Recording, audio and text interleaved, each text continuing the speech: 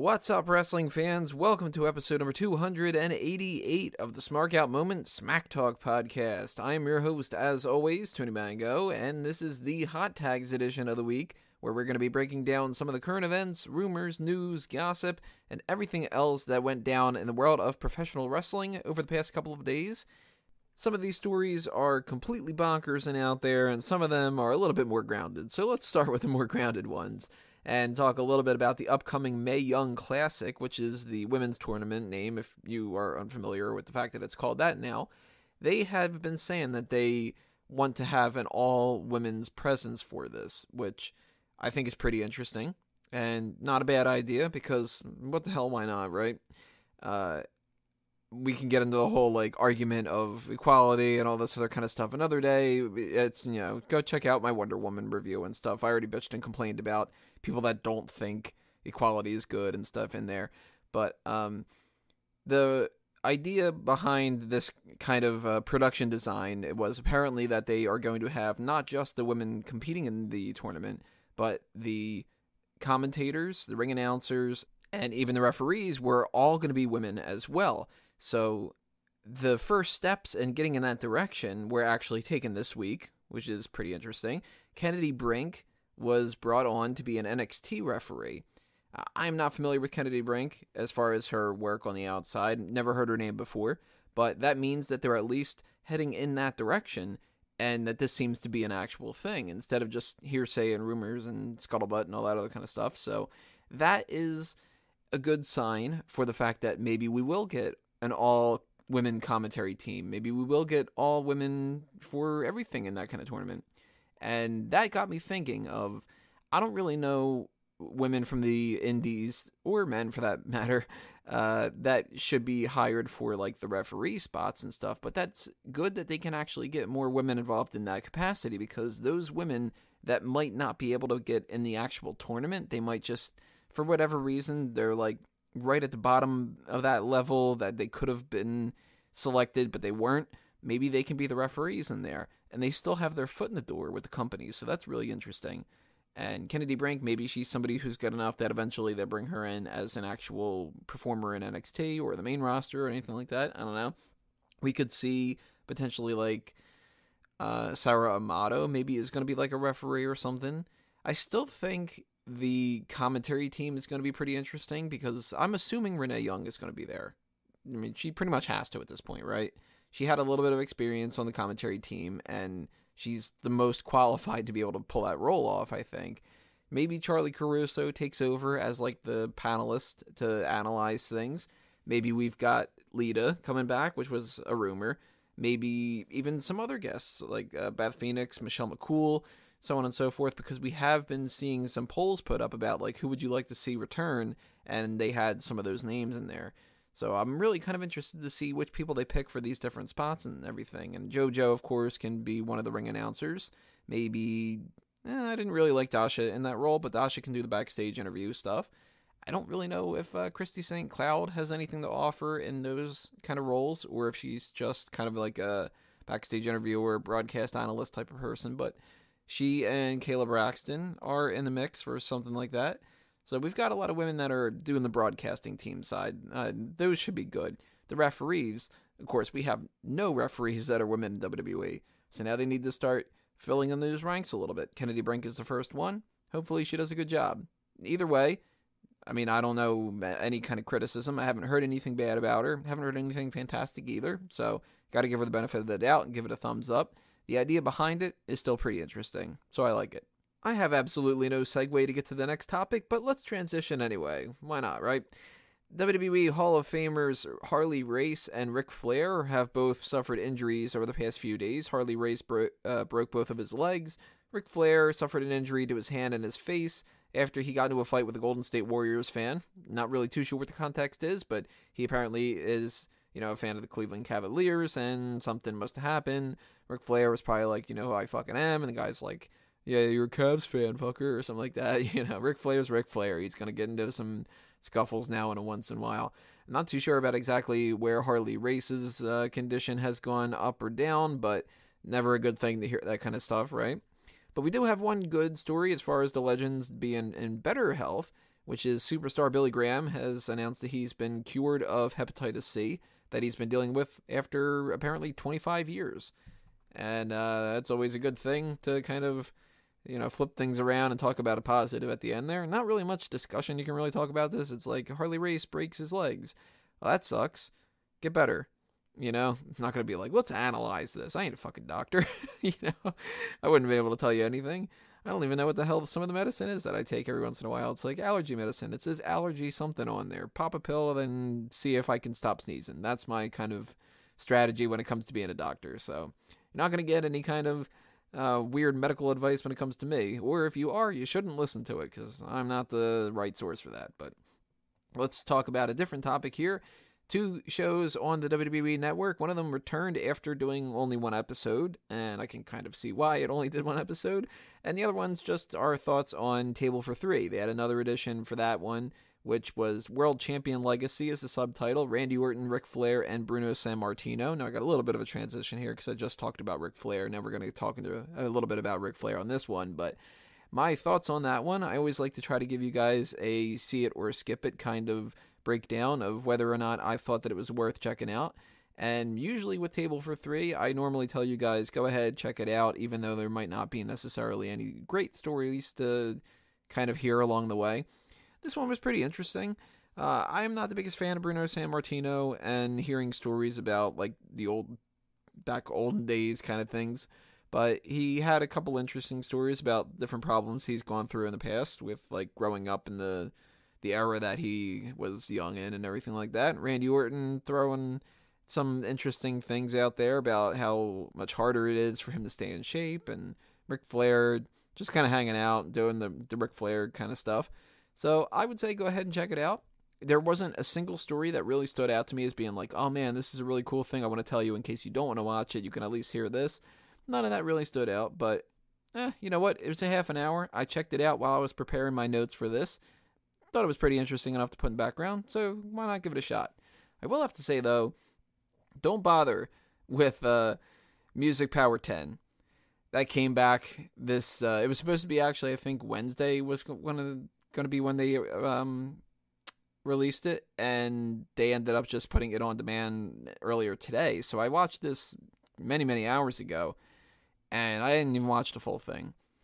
I don't really care about this type of thing, but it's so easy to produce, and if people like it, then why not keep doing it, right? If you don't know what it is, it's basically a top 10 countdown where nobody explains what the rankings are, and nobody talks about anything, and it's just 10 clips of the different entrances from this year's WrestleMania. That's it. So if you saw WrestleMania, then you've seen Music Power 10 WrestleMania 33 edition. It's pretty boring, and not really worth the watch. I would like to see them make an actual show about the music. Have a series where like CFO Money and Jim Johnston and maybe the other people that have been a part of like the WCW versions of the songs and stuff like that, if they can get them on board, have them talk about the process of creating different themes. Bring in like Adelita's Way and bring in Saliva and bring in all these people that have worked on these themes and interview them and talk about what their inspiration was for different things. Like, ask Jim Johnston, why did you take Razor Ramon's song and remake it just a little bit for Steve Austin and whatnot? That, to me, would actually be pretty interesting. Or, hell, at least if you're going to do a top 10 countdown, do it the way that you did with WWE Countdown beforehand, where people actually weigh in and discuss the music and stuff. Don't just make it a quick clip show. That's not worth it. I think that show really is a waste. But again, as I said at the beginning of this, if people like this, it's incredibly easy to just put this together. I'm sure this was like a 15, 20-minute job, essentially, for somebody to make this episode up. Corey Graves just sits there and he records for a few minutes, and then some editor takes a couple clips from WrestleMania, puts a little graphic on the bottom lower third, and then they're done. So if that is as easy as it is and it costs them virtually nothing, then they should do more episodes like that. Because if there's somebody out there that likes it, then they're going to watch it. Now, if it was a big money resource or something, that'd be a different story. I wouldn't be justifying it, but hey, why not? I'm personally not going to watch any more episodes of Music Power 10, and I can't really suggest that you should either. But If you like it, tell me what you like about it. Okay, let's talk about this whole situation happening with this woman that Dolph Ziggler apparently stood up. Her name is Trisha Paytas? Paytas? I don't know. She is a quote-unquote YouTube star, and I use the word star with, the little hand quotes kind of thing, because I had never heard of her before. Now, of course, she is more popular on YouTube than I am, so she is much more of a star than I am.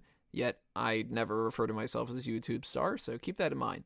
But before we get started on this, let me preface this in two ways. Number one, for any fans of this chick, if you try to post anything to cause a stir, I'm just going to remove the comment, so don't even try. Nobody gives a shit about your white knighting at all. Second, we just went through a whole tournament where we judged people's looks, and I will say the same thing that I always mention when we're doing that, which is that I am no 10 out of 10 myself, nor do I think someone deserves to be judged solely on their looks. A lot of ugly people are great people, a lot of beautiful people, horrible people, that kind of thing. So, I will be making fun of this woman because she clearly values her looks above everything else, and she doesn't even have anything to be proud of in that way because she's one of those unfortunate people who is ugly as fuck on the outside, and apparently it seems like on the inside too. I don't know anything about her, but she seems like exactly the type of person that I would hate with a passion. She looks like a cross between a slightly melted Barbie doll and an inflatable pool toy, because she's a big girl, but she also has clearly had tons of work done, and I don't know why they didn't fix anything when they were working on her, whatever the case may be. But again, we already established I'm not a doctor. Maybe they had some problems.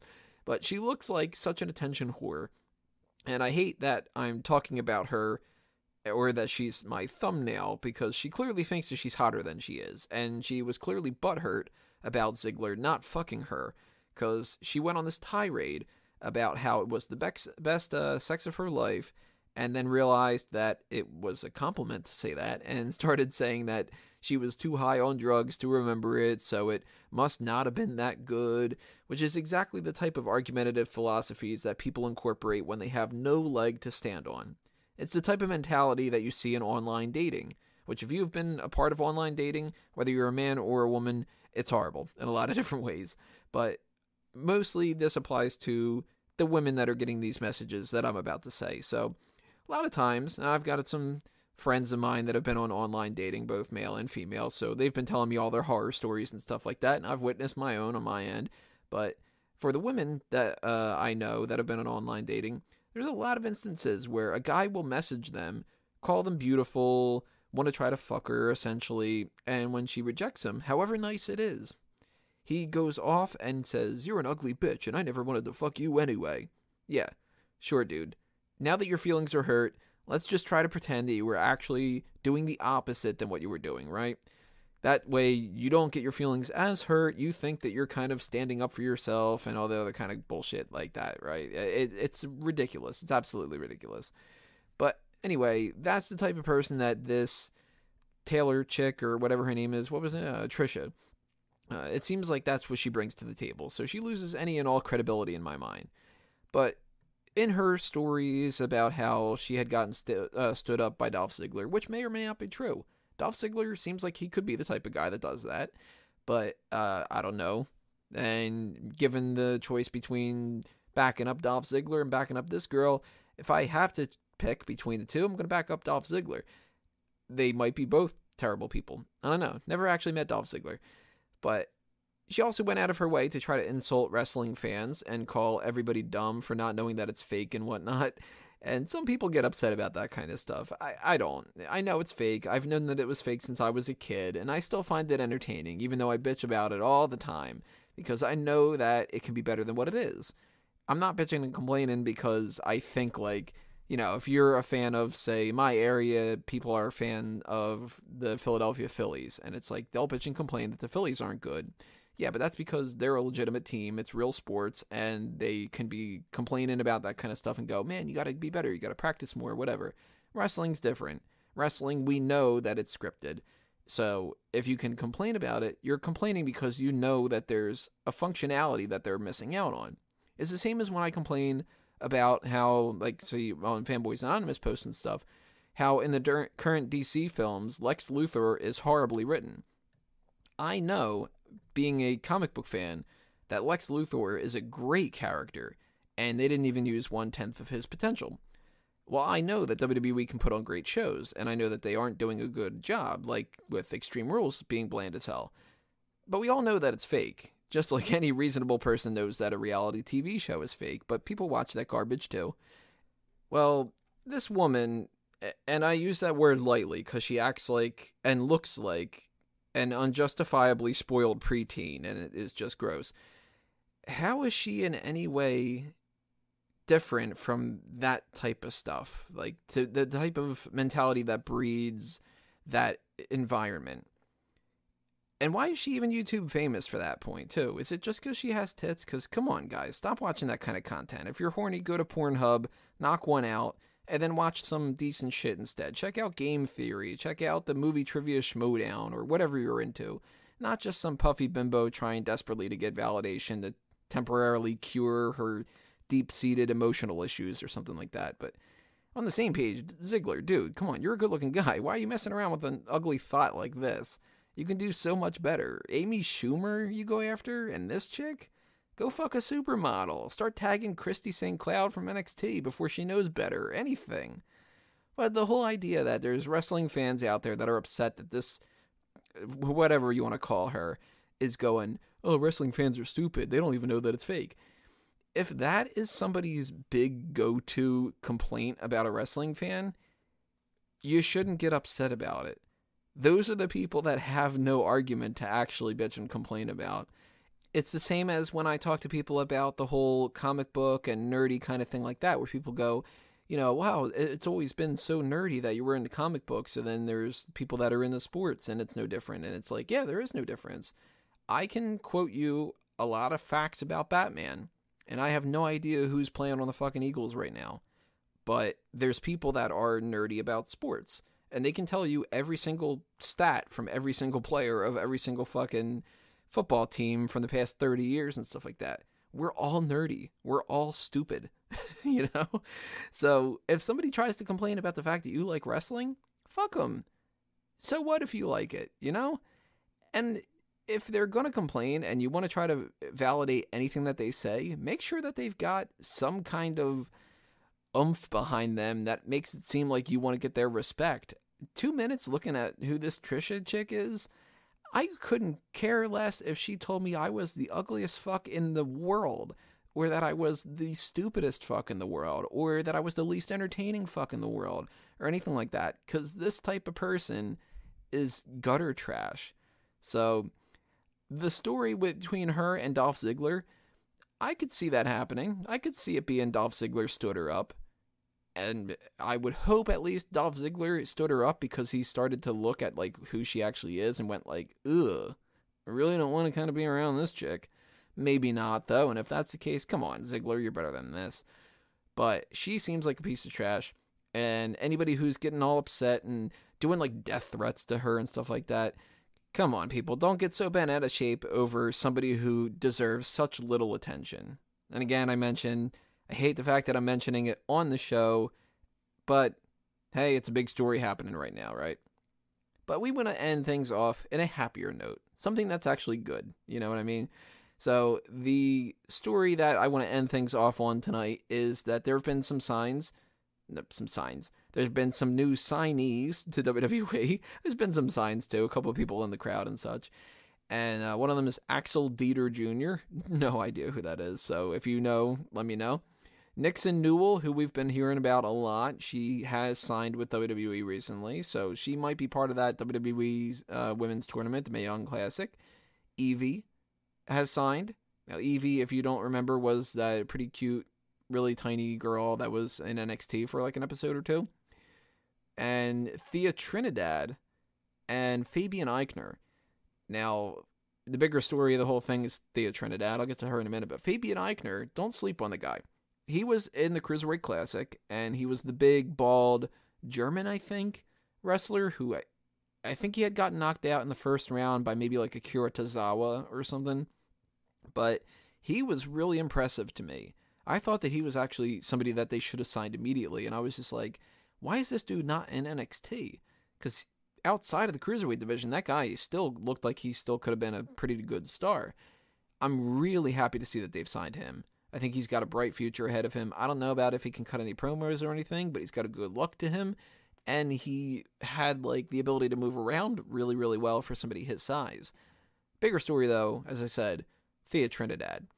If you don't know much about Thea Trinidad, she was Rosita in TNA, and she's going to be playing AJ Lee in that upcoming movie about Paige. She's married to Austin Aries, which might have been one of the ways that she got her foot in the door here. And they had been teasing that she's been out in the crowd for Andrade Almas matches, but I don't remember seeing her ever pop up on camera for that. So if she does come into the company, I'm assuming at this point she's coming into NXT, and she's going to really help that division out, because we need some new people, you know? We've got Peyton Royce and Billie Kay. They're ready to come up to main roster at any point. Asuka's going to be ready to come up to the main roster at any point, too. Look ahead at NXT TakeOver Brooklyn. And then we're going to start needing to fill in the gaps a little bit. So this women's tournament, maybe it's got Thea Trinidad in it, maybe not. I wouldn't be opposed to her being in it. Maybe that's like, maybe she wins the whole thing or something. But Evie being in the mix, Nixon Newell, I don't know anything about Nixon Newell, but Evie was pretty decent in her match that she had. Maybe it was on like Raw or something now that I'm thinking about it. Maybe it wasn't NXT. I thought it was NXT though. But Thea Trinidad is not a newcomer. She's been a part of TNA for a bunch of years. She was teaming up with Sarita as part of LAX. So she knows what she's doing, and she could be a great resource for that. So between two new women with Evie and Nixon, and whoever this Axel Dieter guy is, a guy that I think has proven himself at least enough for one match with the Cruiserweight Classic with Fabian Eichner, and then Thea Trinidad, very, very happy to see that they finally gave a spot to the Bee. That was the sexy Bee from Adam Rose's Rosebuds. So she's finally got a spot in the company, which is really cool. Now, that's going to be it for this week's edition of the Hot Tags. As always, leave your comments below and tell me what you think about all these subjects. Next time that you're going to be hearing from me is going to be the Ask Him, and then probably the Sporkle quiz is what I'll be taking care of this week as our main event. Kind of need a little bit of a break and, go back and check out all the content that we've done recently. If you haven't already, like the post show for Extreme Rules and so on and so forth like that. After that is going to be next week. We're going to be going through our predictions for Money in the Bank and then Money in the Bank post show and all that kind of stuff. That's all happening that week. Then we're getting into the week of my birthday, so I'm going to have to try to figure out a way to kind of give myself a little bit of a break with that around like the 24th and such. And eventually we're going to have a mailbag, but I don't know when we're going to be doing that either. So at the very least for this week, we've got the Ask Him coming up next, and then the Sporkle quiz. So stay tuned for that kind of stuff. And if you want to be well aware of when those things get posted, hit that subscribe button on YouTube and hit that little bell icon to get the notifications there. Follow us on Facebook and Twitter at SmarkOutMoment. Keep checking out the website for more content as well, because we have the weeklies and we've got some other random posts that are going to be popping up. Follow all my other kind of nonsense on Bleacher Report and on eWrestling News and Sportskeeda and whatnot. Fanboys Anonymous as well, too. And I will see you next time, everybody. This has been another Smark Out Moment, not being counted out.